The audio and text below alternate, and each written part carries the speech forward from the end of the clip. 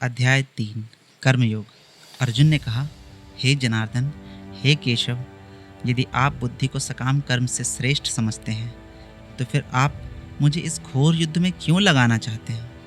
आपके अनेकार्थ उपदेशों से मेरी बुद्धि मोहित हो गई है, अतः कृपा करके निश्चित पूर्वक मुझे बताएं कि इनमें से मेरे लिए सर्वाधिक श्रेयकर क्या होगा। श्री भगवान ने कहा, हे निष्पाप अर्जुन, मैं पहले ही बता चुका हूँ कि आत्म साक्षात्कार का प्रयत्न करने वाले दो प्रकार के पुरुष होते हैं। कुछ इसे ज्ञानमय द्वारा समझने का प्रयत्न करते हैं तो कुछ भक्तिमय सेवा के द्वारा। न तो कर्म से विमुख होकर कोई कर्म फल से छुटकारा पा सकता है और न केवल संन्यास से सिद्धि प्राप्त की जा सकती है। प्रत्येक व्यक्ति को प्रकृति से अर्जित गुणों के अनुसार विवश होकर कर्म करना पड़ता है, अतः कोई भी एक क्षण के लिए भी बिना कर्म किए नहीं रह सकता। जो कर्मेंद्रियों को तो वश में करता है, किंतु जिसका मन इंद्रिय विषयों का चिंतन करता रहता है, वह निश्चित रूप से स्वयं को धोखा देता है और मिथ्याचारी कहलाता है। दूसरी ओर यदि कोई निष्ठावान व्यक्ति अपने मन के द्वारा कर्मेंद्रियों को वश में करने का प्रयत्न करता है और बिना किसी आसक्ति के कर्मयोग प्रारंभ करता है, तो वह अति उत्कृष्ट है। अपना नियत कर्म करो, क्योंकि कर्म ना करने की अपेक्षा कर्म करना श्रेष्ठ है। कर्म के बिना तो शरीर निर्वाह भी नहीं हो सकता। श्री विष्णु के लिए यज्ञ रूप में कर्म करना चाहिए, अन्यथा कर्म के द्वारा इस भौतिक जगत में बंधन उत्पन्न होता है। अतः हे कुंती पुत्र, उनकी प्रसन्नता के लिए अपने नियत कर्म करो। इस तरह तुम बंधन से सदा मुक्त रहोगे। सृष्टि के प्रारंभ में समस्त प्राणियों के स्वामी ने विष्णु के लिए यज्ञ सहित मनुष्यों तथा देवताओं की संततियों को रचा और उनसे कहा, तुम इस यज्ञ से सुखी रहो, क्योंकि इसके करने से तुम्हें सुखपूर्वक रहने तथा मुक्ति प्राप्त करने के लिए समस्त वांछित वस्तुएं प्राप्त हो सकेंगे।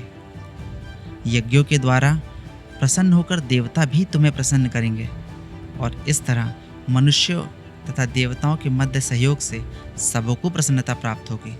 जीवन की विभिन्न आवश्यकताओं की पूर्ति करने वाले विभिन्न देवता यज्ञ संपन्न होने पर प्रसन्न होकर तुम्हारी सारी आवश्यकताओं की पूर्ति करेंगे, किंतु जो इन उपहारों को देवताओं को अर्पित किए बिना भोगता है, वह निश्चित रूप से चोर है।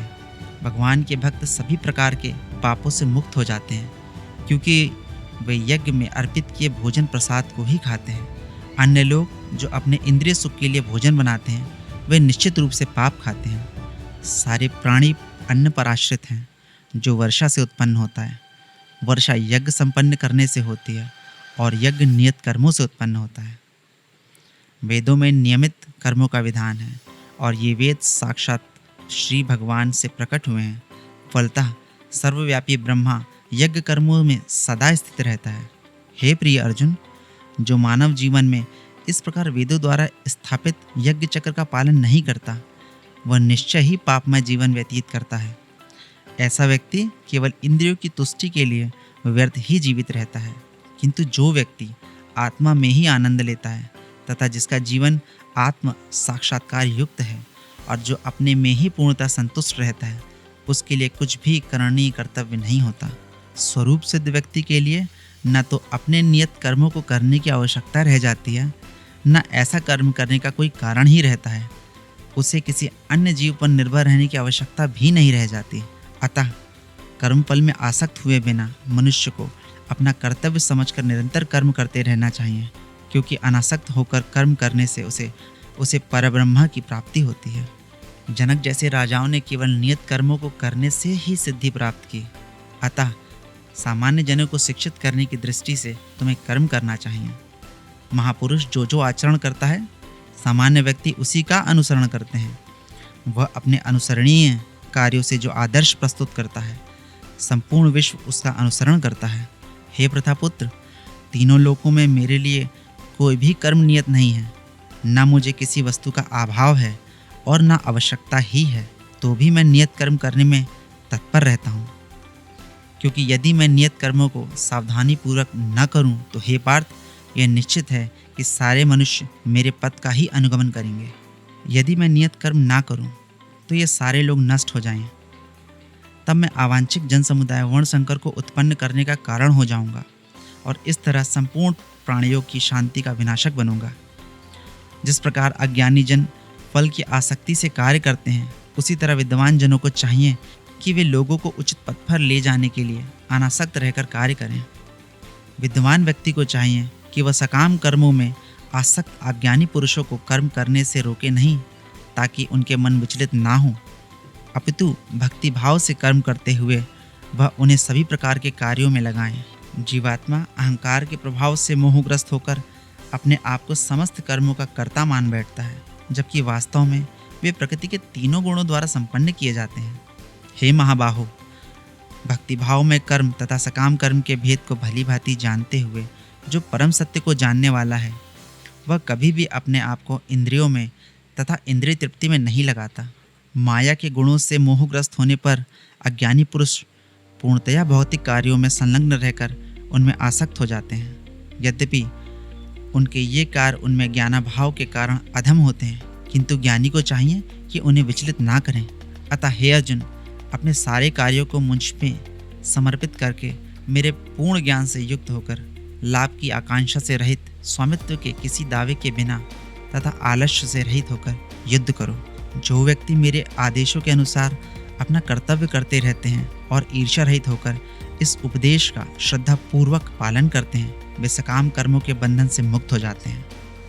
किंतु जो ईर्ष्यावश इन उपदेशों की उपेक्षा करते हैं और इनका पालन नहीं करते, उन्हें समस्त ज्ञान से रहित, दिग्भ्रमित तथा सिद्धि के प्रयासों में नष्ट भ्रष्ट समझना चाहिए। ज्ञानी पुरुष भी अपनी प्रकृति के अनुसार कार्य करता है, क्योंकि सभी प्राणी तीनों गुणों से प्राप्त अपनी प्रकृति का ही अनुसरण करते हैं। भला दमन से क्या हो सकता है? प्रत्येक इंद्रिय तथा उसके विषय से संबंधित राग द्वेष को व्यवस्थित करने के नियम होते हैं। मनुष्य को ऐसे राग तथा द्वेष के वशीभूत नहीं होना चाहिए, क्योंकि ये आत्म साक्षात्कार के मार्ग में अवरोधक हैं। अपने नियत कर्मों को दोषपूर्ण ढंग से संपन्न करना भी अन्य के कर्मों को भली भांति करने से श्रेयकर है। स्वकीय कर्मों को करते हुए मरना पराये कर्मों में प्रवृत्त होने की अपेक्षा श्रेष्ठतर है, क्योंकि अन्य किसी के मार्ग का अनुसरण भयावह होता है। अर्जुन ने कहा, हे ऋषिवंशी, मनुष्य ना चाहते हुए भी पाप कर्मों के लिए प्रेरित क्यों होता है? ऐसा लगता है कि उसे बलपूर्वक उनमें लगाया जा रहा हो। श्री भगवान ने कहा, हे अर्जुन, इसका कारण रजोगुण के संपर्क से उत्पन्न काम है, जो बाद में क्रोध का रूप धारण करता है और जो इस संसार का सर्वभक्षी पापी शत्रु है। इस प्रकार ज्ञानमय जीवात्मा की शुद्ध चेतना उसके काम रूपी नित्य शत्रु से ढकी रहती है, जो कभी भी तुष्ट नहीं होता और अग्नि के समान जलता रहता है। इंद्रियां, मन तथा बुद्धि इस काम के निवास स्थान है। इनके द्वारा यह काम जीवात्मा के वास्तविक ज्ञान को ढककर उसे मोहित कर लेता है। इसलिए हे भरतवंशियों में श्रेष्ठ अर्जुन, प्रारंभ में ही इंद्रियों को वश में करके इस पाप के महान प्रतीक काम का दमन करो और ज्ञान तथा आत्म साक्षात्कार के इस विनाशकर्ता का वध करो। कर्मेंद्रियां जड़ पदार्थ की अपेक्षा श्रेष्ठ हैं, मन इंद्रियों से बढ़कर है, बुद्धि मन से भी उच्च है और वो आत्मा बुद्धि से भी बढ़कर है।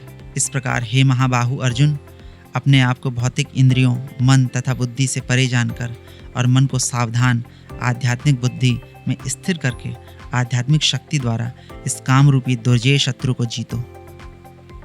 जय श्री कृष्ण। धन्यवाद।